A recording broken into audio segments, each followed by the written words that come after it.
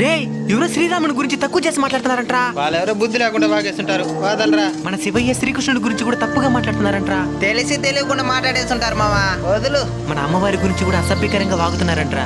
ఎన్నిసార్లు చెప్పేది నీకు? తెలిసి తెలియకుండా మాట్లాడేస్తుంటారు. వదిలే, చాలా పనులున్నాయి మాకు.